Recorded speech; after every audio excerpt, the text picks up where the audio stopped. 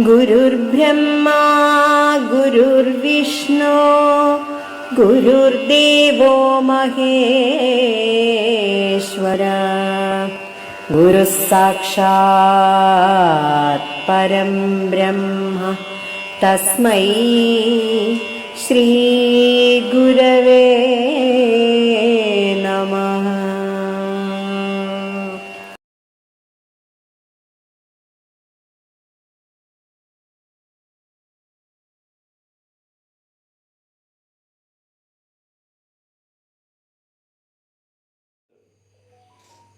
നൂറ്റി ഗുരുദേവ ജയന്തിയുടെ മുന്നോടിയായി ശ്രീനാരായണ ഗുരുദേവനെ കുറിച്ച് പ്രസക്തമായ ചില ചോദ്യങ്ങളുമായിട്ടാണ് മിസ്റ്റർ രജീവ് യാമ്പാടി എന്നെ സമീപിച്ചിരിക്കുന്നത്.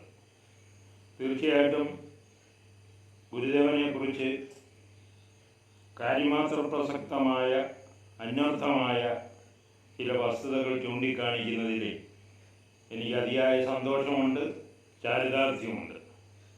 ഈ വർഷം നമ്മളെല്ലാവരും ശ്രീനാരായണ ഗുരുദേവൻ്റെ 171 തിരുജയന്തി ആർഭാടപൂർവ്വം ആഘോഷിക്കുന്നതിൻ്റെ മുന്നോടി കൂടിയായിട്ടാണ് ഇങ്ങനെ ഒരു പ്രഭാഷണത്തിന് തുടക്കം കുറിച്ചിരിക്കുന്നത്.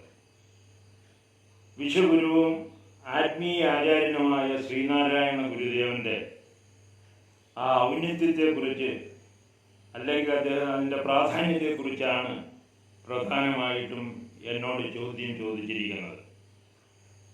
ഒരു കാര്യം പറയുവാൻ ഞാൻ ആഗ്രഹിക്കുവാണ്. ശ്രീനാരായണ ഗുരുദേവൻ ചരിത്രത്തിലെ ഒരു അത്ഭുത പ്രതിഭാസമാണ്. സമാനതകളില്ലാത്ത ഒട്ടനവധി പ്രാധാന്യവും പ്രസക്തിയും പശ്ചാത്തലവും ഗുരുദേവനെ കുറിച്ച് പറയുമ്പോൾ നമ്മുടെ മനസ്സിൽ പച്ചപിടിച്ച ഓർമ്മയായി കടന്നു വരികയാണ്.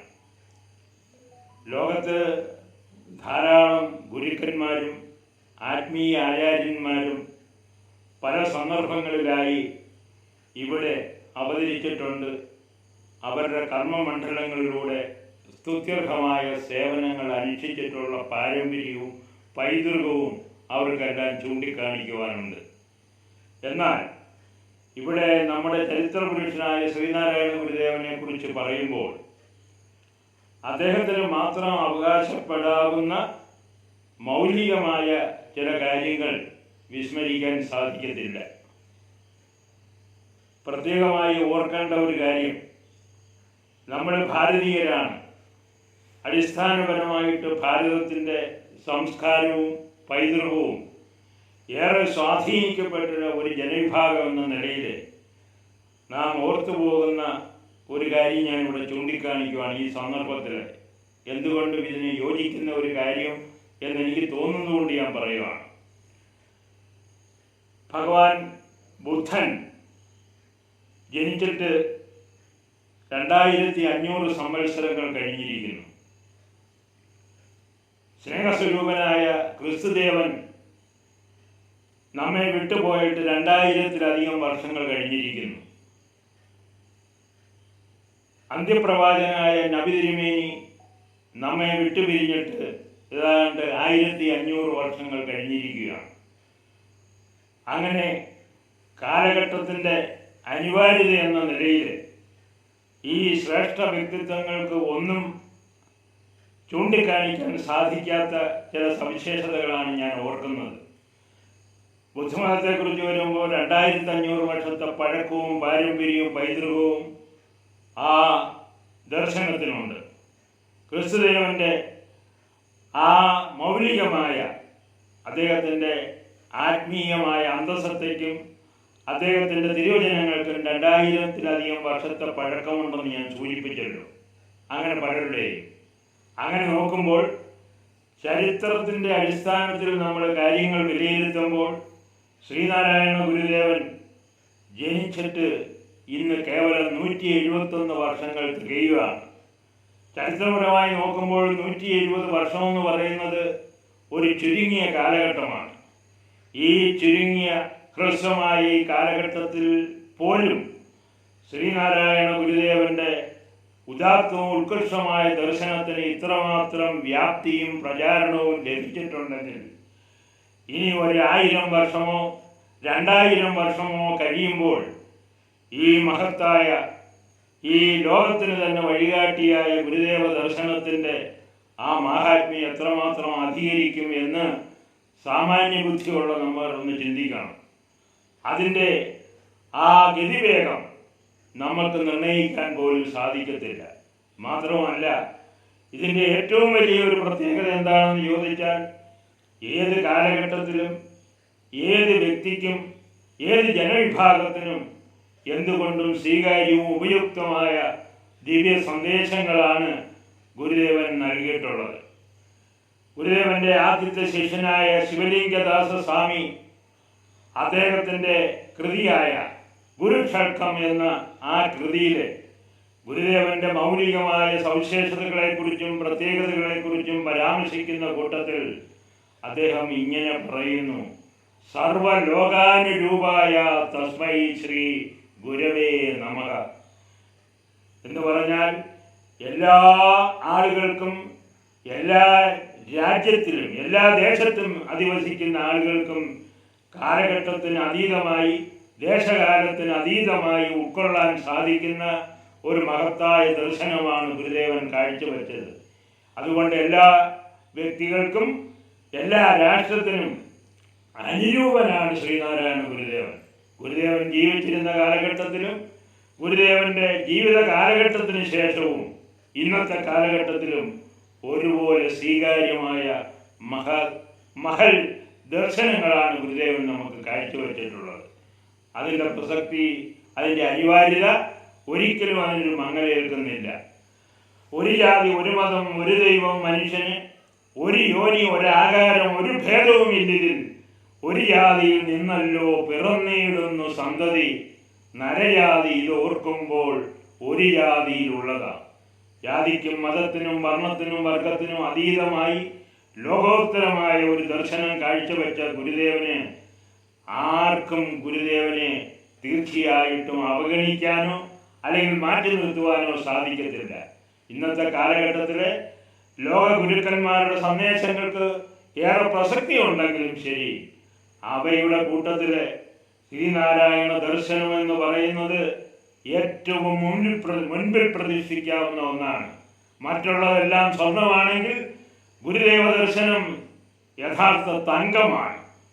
നടരാജ ഗുരുവിൻ്റെ ഭാഷയിൽ പറഞ്ഞാൽ 21.5 ക്യാരറ്റുള്ള ഈ തങ്കം ലോക മനസ്സാക്ഷിയെ വളരെയധികം സ്വാധീനിച്ചു കഴിഞ്ഞു. ഇത് ഗുരുദേവ യുഗമാണ്, ഇത് ഗുരുദേവന്റെ കാലഘട്ടമാണ്. ഗുരുദേവ ദർശനത്തെ അനുസന്ധാനം ചെയ്യുന്ന നമ്മളെല്ലാം പുണ്യശാലികളാണ് എന്ന് പറയുന്നതിൽ യാതൊരു സംശയവുമില്ല.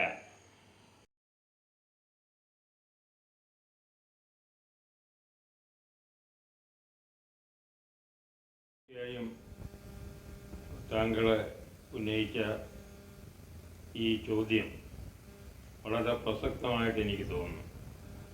നമ്മൾ നേരത്തെ പറഞ്ഞുകൊണ്ടുവന്ന കുറേ അധികം കാര്യങ്ങളുണ്ട്. അതിൻ്റെ അനുബന്ധമായിട്ട് മാത്രമാണ് ഇതും പറയുവാൻ സാധിക്കുക. ലോകഗുരുക്കന്മാരെ കുറിച്ച് കാര്യമായി എന്തെങ്കിലും നമ്മൾ പ്രസ്താവിക്കുമ്പോൾ എൻ്റെ മനസ്സിൽ കടന്നു വരുന്ന ചില ചിന്താശകലങ്ങൾ ഞാൻ ഓർക്കുകയാണ്. മഹാനായ വില്യം ഷേക്സ്പിയർ ലോകത്തുള്ള മഹാന്മാരെ പ്രധാനമായിട്ടും 3 തരംതിരിക്കുന്നു. അത് അദ്ദേഹത്തിൻ്റെ തന്നെ ഭാഷയിൽ പറഞ്ഞാൽ,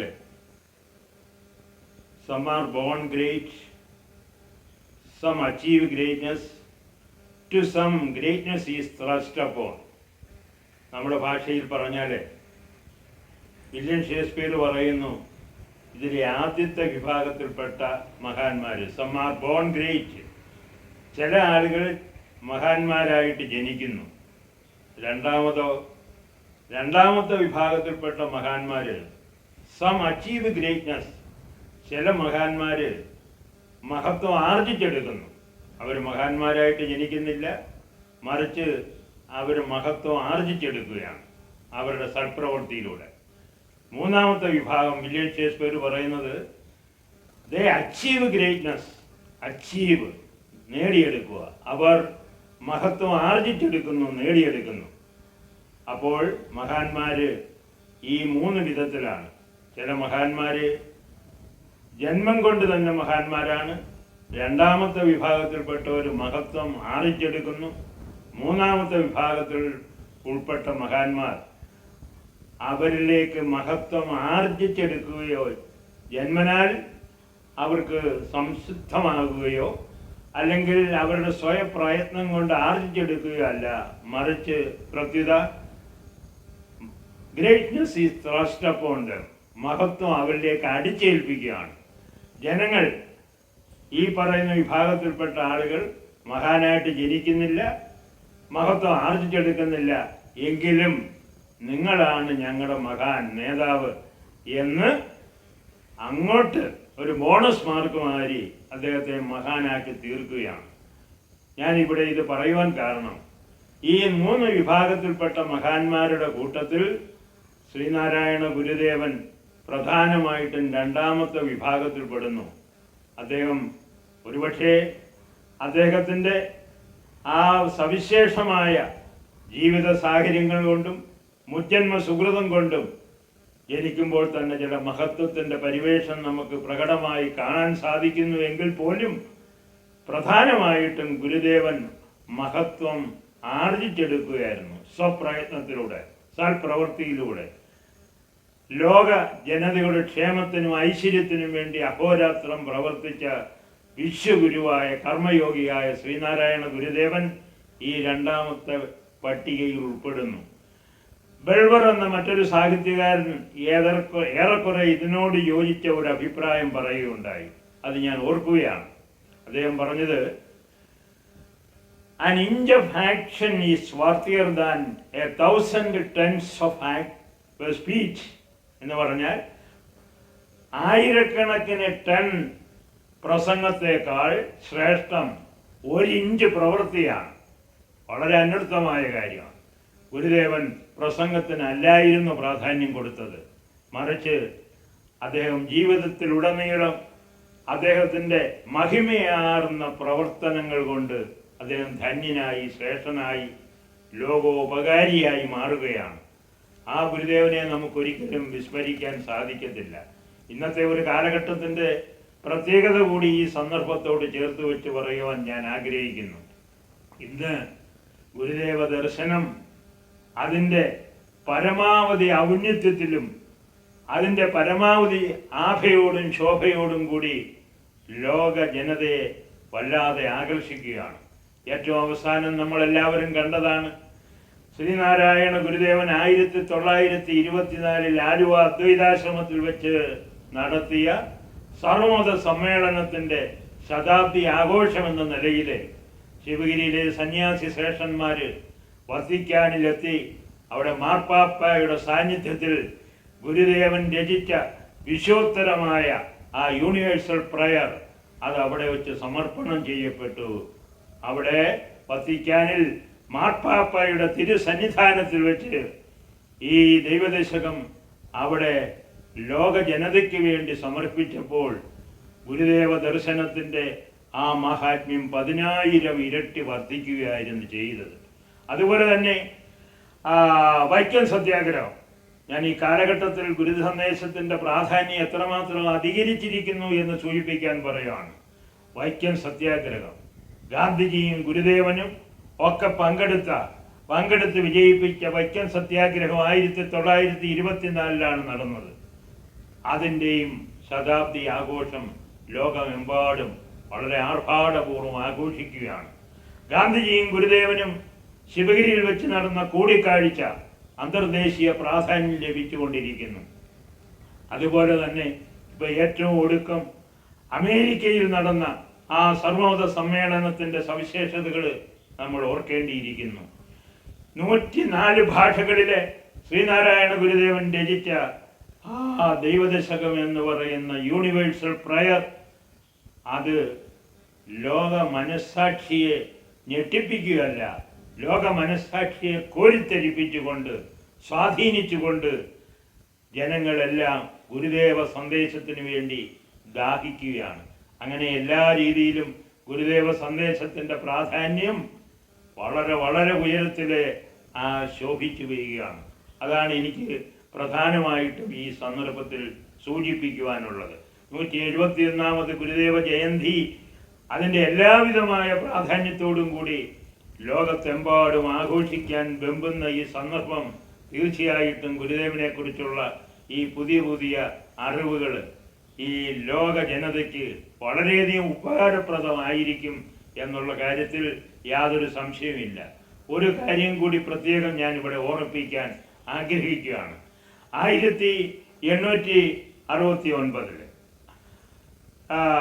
ഇന്ത്യയുടെ ആധ്യാത്മിക പുരുഷനായ സ്വാമി വിവേകാനന്ദൻ, സ്പിരിച്വൽ ലീഡർ ഓഫ് ഇന്ത്യ സ്വാമി വിവേകാനന്ദൻ അമേരിക്കയിലെ ചിക്കാഗോയിലെ സർവമത സമ്മേളനത്തിൽ പങ്കെടുത്തുകൊണ്ട് ഹിന്ദുമതത്തിൻ്റെ സവിശേഷതകളെക്കുറിച്ചും പ്രാധാന്യത്തെക്കുറിച്ചും ലോക ജനതയെ അക്ഷരാർത്ഥത്തിൽ തന്നെ അവരെ അതിശയിപ്പിച്ചുകൊണ്ട് വിസ്മയിപ്പിച്ചുകൊണ്ട് ഒരു മഹാപ്രഭാഷണം നടത്തുകയുണ്ടായി.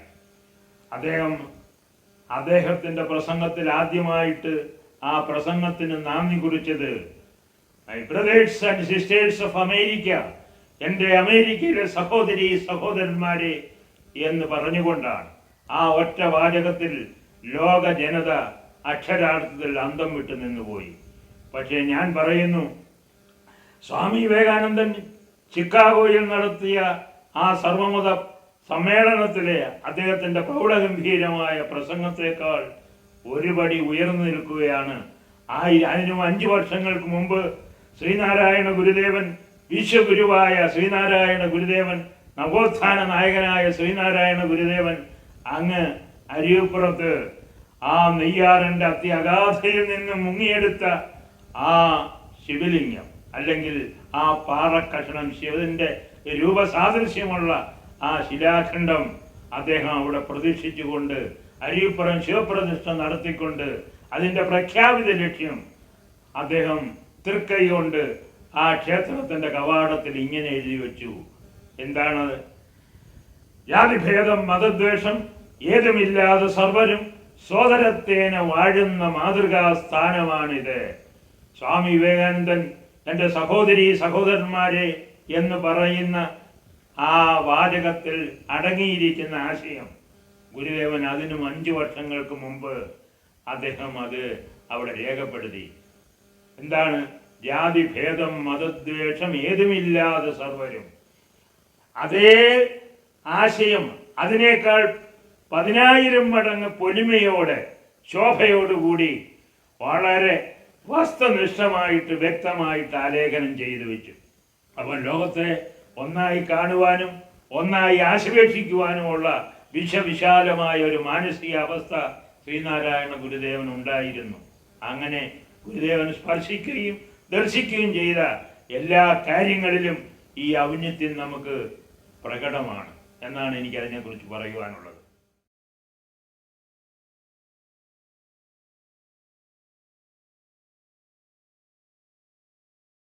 അവസാനമായിട്ട് ഈ പ്രഭാഷണത്തിൻ്റെ ഭാഗം എന്നുള്ള നിലയിൽ രജീവ് വ്യാമ്പാടി ചോദിച്ച ചോദ്യം ഈ കാലഘട്ടത്തിൻ്റെ പ്രാതിനിധ്യം കൂടി ഉൾക്കൊള്ളുന്ന ഒരു കാര്യമാണ്. തീർച്ചയായിട്ടും അതിൻ്റേതായ പ്രത്യേകതയും സവിശേഷതയും ഏറെയുണ്ട് എന്ന് തന്നെയാണ് എൻ്റെ അഭിപ്രായം. ഞാൻ അതിലേക്ക് വരുന്നതിന് മുമ്പായിട്ട് പൊതുവിലെ എന്നെ കേൾക്കുന്ന ശ്രീനാരായണീയ സമൂഹത്തോട് എനിക്കൊരു അഭ്യർത്ഥനയും അപേക്ഷയുമുണ്ട്. ഓണം നമ്മുടെ ദേശീയോത്സവമാണ്. ആ ഓണത്തിനോട് അനുബന്ധമായിട്ട് അവസാന ഓണം എന്ന നിലയിൽ തന്നെ നമ്മൾ ആഘോഷിക്കുന്ന നമ്മുടെ ഏറ്റവും ശ്രേഷ്ഠവും പ്രാധാന്യം ഉൾക്കൊള്ളുന്നതുമായ നമ്മുടെ തിരുവോണം എന്ന് വേണമെങ്കിൽ പറയാം. ശ്രീനാരായണന്റെ തിരുവോണം ജയന്തിയാണ്, അല്ലെങ്കിൽ ചതയ ദിനമാണ്. ഈ നമ്മുടെ ഓണത്തെക്കുറിച്ചുള്ള സങ്കല്പത്തിൽ തന്നെ ചില വൈകല്യവും ചില വിരോധാഭാസവും ഉണ്ടെന്ന് പറയാതിരിക്കാൻ നിർവാഹമില്ല. അത് പറഞ്ഞെങ്കിൽ എൻ്റെ പ്രഭാഷണം പൂർത്തിയാകൂ. എന്നെ സംബന്ധിച്ചിടത്തോളം ഞാൻ ആ നിലയിൽ തന്നെ നോക്കിക്കാണുകയാണ്. നമ്മുടെ ദേശീയോത്സവമായ ഓണം, നമുക്ക് ഏവർക്കും ഗൃഹാതിരത്വം ത്രസിച്ചു നിൽക്കുന്ന ഒരു സന്തോഷത്തിന്റെ അല്ലെങ്കിൽ ഒരു സുദിനത്തിന്റെ ആ പുണ്യദിനം തീർച്ചയായിട്ടും ശരി, ഒരു നൊസ്റ്റാൾജിയ അല്ലെങ്കിൽ ഒരു ഗൃഹാതിരത്വം യഥാർത്ഥത്തിൽ നമ്മളിൽ എല്ലാവരും ആ ഒരു മനോഭാവം, ആ ഒരു ചിന്താഗതി ഇങ്ങനെ പച്ച പിടിച്ച ഓർമ്മയായി അവശേഷിക്കുകയാണ്. ഏറ്റവും ചാരുതയാർന്ന മനോഹരമായ ആ മുക്തസങ്കല്പം എത്ര വാഴ്ത്തി സ്തുതിച്ചാലും അത് അധികം പറ്റാകത്തില്ല. ഓണത്തെക്കുറിച്ചുള്ള സങ്കല്പം അതൊക്കെ ശരിയാണ്. മാവേലി നാട് വാണിയിടും കാലം മനുഷ്യരെല്ലാവരും ഒന്നുപോലെ എന്ന് പഴമക്കാരും പുതുമക്കാരും എല്ലാം ഏറ്റുപാടാറുള്ള ആ വരികൾ നമ്മൾ ഓർത്തു പോവുകയാണ്. ഉള്ളവനും ഇല്ലാത്തവനും, അതുപോലെ തന്നെ ആ സമ്പന്നനും, അതുപോലെ തന്നെ നിർധനനും എല്ലാവരും ഒരുപോലെ ആഹ്ലാദപൂർവ്വം വളരെ സന്തോഷത്തോടു കൂടി ആമോദത്തോടു കൂടി കൊണ്ടാടുന്ന ഈ ഓണത്തിൽ അതിന് അതിൻ്റെതായ ഒരു വൈരുദ്ധ്യമില്ലേ എന്ന് ഞാൻ പലപ്പോഴും ചിന്തിച്ചിട്ടുണ്ട്. ഞാൻ ഉദ്ദേശിക്കുന്നത് എന്താണെന്ന് നിങ്ങളുമായി പങ്കുവയ്ക്കുകയാണ്. യഥാർത്ഥത്തിൽ മഹാബലി എന്ന് പറയുന്ന ഒരു അസുര ചക്രവർത്തി ഇവിടെ നല്ലതുപോലെ രാജ്യം ഭരിച്ചു വരുന്ന സന്ദർഭത്തിൽ ഇവിടെ കള്ളവും ചതിയും അങ്ങനെയുള്ള ദുഷ്പ്രവർത്തികളൊന്നുമില്ലാതെ സ്വർഗസമാനമായി സ്വർഗീയമായ ജീവിതം നയിച്ചു വന്നിരുന്ന ഒരു ജനത വളരെ സംതൃപ്തിയിലും സമാധാനത്തിലും കഴിയുമ്പോൾ ദേവന്മാരുടെ പ്രലോഭനത്തിന് വഴങ്ങി സാക്ഷാൽ മഹാവിഷ്ണു വാമന അവതാരം കൊണ്ട് ഈ മഹാബലിയെ വഞ്ചിക്കാനായി തയ്യാറെടുത്ത് വന്ന ആ സന്ദർഭം നിങ്ങളൊന്ന് ഓർക്ക്. യഥാർത്ഥത്തിൽ ഓണത്തിൻ്റെ നിമിത്തവും അതിൻ്റെ തുടക്കവും അതിൻ്റെ ഉത്ഭവവും അങ്ങനെ തന്നെ അല്ലേ? അസുര ചക്രവർത്തിയായ മഹാബലി പാപം ചെയ്യാത്തവൻ കുരിശ് ചുമക്കുന്നു എന്ന് പറയുന്ന പോലെ യാതൊരു തെറ്റും ചെയ്യാത്ത മഹാബലി മഹാവിഷ്ണു വാമനന്റെ അവതാരത്തിൽ വന്ന് വേഷപ്രച്ഛനായിട്ട് വന്ന് 3 അടി മണ്ണ് തനിക്ക് തപസ് ചെയ്യാൻ ആവശ്യമാണെന്നും അത് ചോദിച്ച മാത്രയിൽ തന്നെ യാതൊരു വിധമായ ആ എതിർപ്പും പ്രകടിപ്പിക്കാതെ ഈ പ്രജാതൽപരനായ മഹാബലി 3 അടി സ്ഥലം കൊടുത്തതിൻ്റെ പരിണത ഫലമാണ് അദ്ദേഹം പാതാളത്തിലേക്ക് ചവിട്ടി താഴ്ത്തപ്പെടുവാൻ ഇടയായത്. യഥാർത്ഥത്തിൽ എന്താണ് സംഭവിച്ചത്? ഗുരുദേവൻ അദ്ദേഹത്തിൻ്റെ പല പ്രബോധനങ്ങളിലും അല്ലെങ്കിൽ ശിഷ്യന്മാരുമായിട്ടുള്ള പല സംവാദങ്ങളിലും തൃപ്പാദങ്ങൾ പലപ്പോഴും ചൂണ്ടിക്കാണിച്ചിട്ടുള്ള ഒരു കാര്യം ഞാൻ ഓർക്കുകയാണ്. ദേവന്മാര് അല്ലെങ്കിൽ അവതാര പുരുഷന്മാർ പോലും തെറ്റ് ചെയ്തിട്ടുണ്ടെങ്കിൽ അതിനെ നഖശികാന്തം ചോദ്യം ചെയ്തിട്ടുള്ള ഒരു മഹാനാണ് ശ്രീനാരായണ ഗുരുദേവൻ. കുരുക്ഷേത്ര യുദ്ധത്തിലെ പഞ്ചപാണ്ഡവന്മാരും കൗരവന്മാരും പങ്കെടുത്ത ആ യുദ്ധത്തിലെ ഒരു സന്ദർഭത്തിൽ സഹോദരൻ അയ്യപ്പനോട് ഗുരുദേവൻ ചോദിക്കുകയുണ്ടായി, അല്ലയോ അയ്യപ്പ, ആ ശ്രീകൃഷ്ണൻ അല്പം ഒന്ന് മനസ്സ് വെച്ചിരുന്നെങ്കിൽ ഈ യുദ്ധം ഒഴിവാക്കി കൂടായിരുന്നോ? അത് ധർമ്മത്തിന് നിരക്കുന്നതാണോ എന്ന് ഗുരുദേവൻ ചോദിച്ചു. അതുപോലെ തന്നെ അദ്വൈതവാദിയായ ശ്രീ ശങ്കരാചാര്യര് ജാതിയുടെ കാര്യത്തിൽ ജാതി കൊണ്ട് നെട്ടോട്ടവും കുറിയോട്ടവും ഓടിയിട്ടുള്ള ആളാണ് ശങ്കരാചാര്യര് എന്ന് ഗുരുദേവൻ പറഞ്ഞു.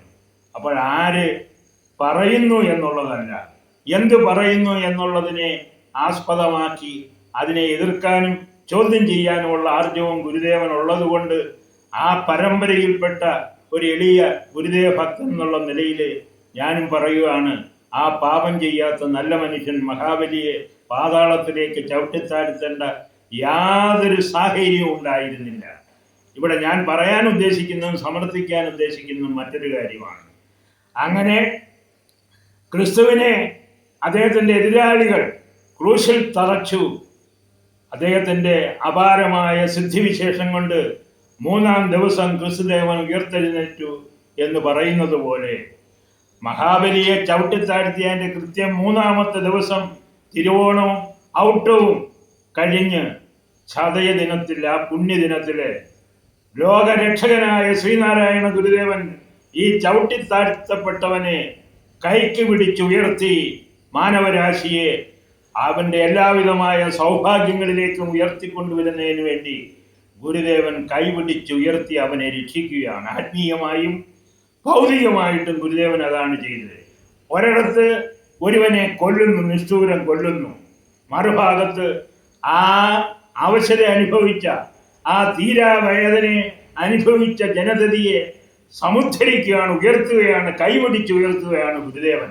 അതല്ലേ ചതയത്തിന് നടന്നത്? അപ്പോൾ ഇവിടെ നമ്മൾ ചിന്തിക്കേണ്ടുന്നത്, ഓണത്തിൻ്റെ ഈ ഐതിഹ്യത്തിൽ ആ പൊരുത്തക്കേടുണ്ട്.